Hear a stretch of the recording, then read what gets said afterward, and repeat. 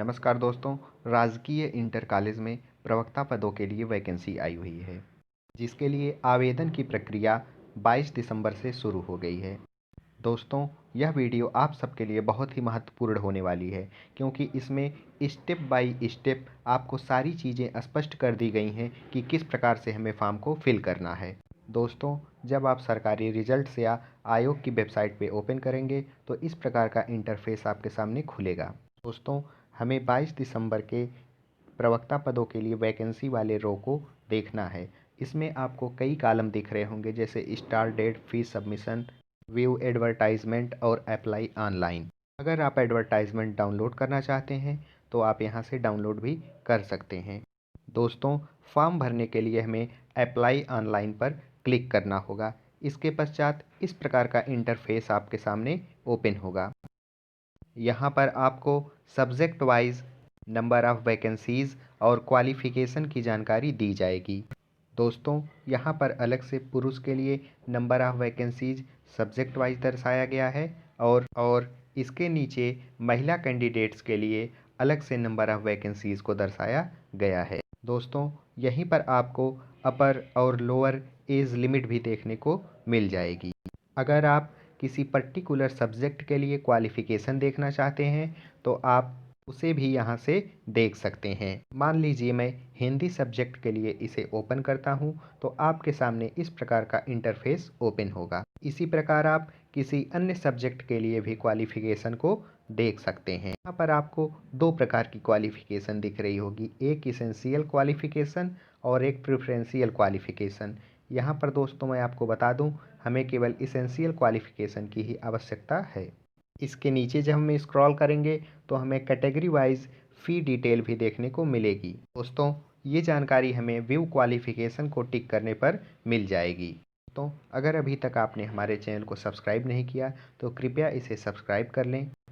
आइए अब हम रजिस्ट्रेशन करने की प्रोसेस को समझते हैं। रजिस्ट्रेशन को क्लिक करने पर इस प्रकार का इंटरफेस हमारे सामने ओपन होगा। तो यहाँ पर लिखा है, आपने अगर कभी लोक सेवा आयोग द्वारा आयोजित किसी पद हेतु ऑनलाइन आवेदन किया है तो यस करें। अगर आपने कभी ऑनलाइन आवेदन नहीं किया है तो नो करें।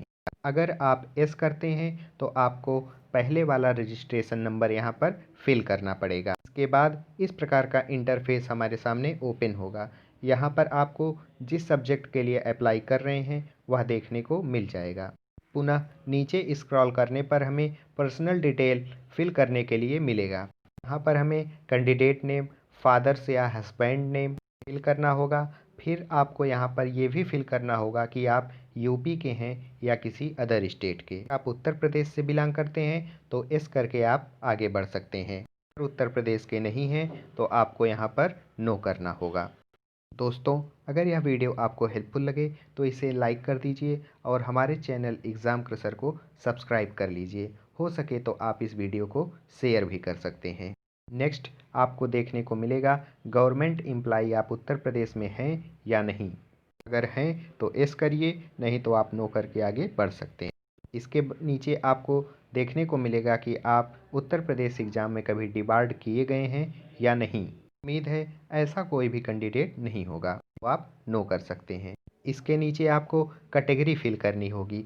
अगर आप जनरल कैटेगरी में अप्लाई करते हैं तो आपको ईडब्ल्यूएस के लिए ऑप्शन ओपन होगा। अगर आप ईडब्ल्यूएस कैटेगरी से बिलोंग करते हैं तो यस करिए, नहीं तो आप नो करके आगे बढ़ सकते हैं। यहाँ पर आपकी स्क्रीन पर एक मैसेज भी ओपन होगा। इसमें बताया गया है कि अगर आपकी सालाना इनकम 8 लाख से कम है तो आप ईडब्ल्यूएस कैटेगरी से बिलोंग करते हैं। नीचे दोस्तों आपको डेट ऑफ बर्थ, जेंडर और मैरिड स्टेटस फिल करने का ऑप्शन आएगा। इसके नीचे आपको मोबाइल नंबर और ईमेल आईडी भरने का ऑप्शन आएगा। इसे आप बहुत ही सतर्कता से भरिएगा। इसके बाद आपको क्वालिफ़िकेशन डिटेल्स भरने का ऑप्शन ओपन होगा। यहाँ पर आपको हाई स्कूल की सारी डिटेल फिल करनी होगी और वहाँ पर नीचे आपको यह दिखेगा कि इंटरमीडिएट आप पास हैं या नहीं। उम्मीद है आप इंटरमीडिएट ज़रूर पास होंगे, तो वहाँ पर आप एस टिक कर दीजिएगा। हाई स्कूल वाले में आप रोल नंबर और पासिंग ईयर बहुत ही ध्यान से भरिएगा, क्योंकि इसे फिल करने में बहुत सारे कैंडिडेट्स मिस्टेक करते हैं। दोस्तों, इसके नीचे आपको इसेंशियल क्वालिफिकेशन फिल करने की डिटेल ओपन होगी।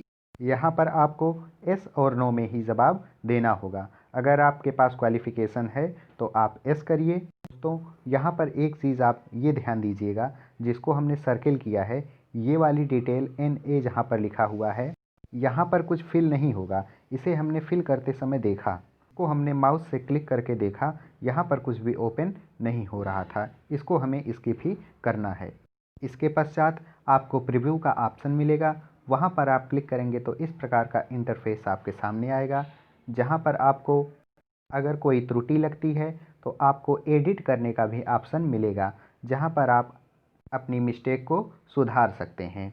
दोस्तों, अगर कोई गलती ना हो, सारी डिटेल्स सही सही फिल की गई हों, तो आप डिक्लेरेशन पर टिक करके फाइनल सबमिट कर दीजिएगा। पुनः आपके सामने इस प्रकार का इंटरफेस ओपन होगा। यहाँ पर लिखा होगा, congratulations, you have been registered successfully. इतनी प्रक्रिया करने के पश्चात आपको पेमेंट करने का ऑप्शन मिलेगा। यहाँ पर आपको कैटेगरी वाइज फ़ी डिपॉजिट करनी होगी। अगर आप जनरल कैटेगरी से बिलोंग करते हैं तो 125 रुपीज़ आपको पे करना होगा।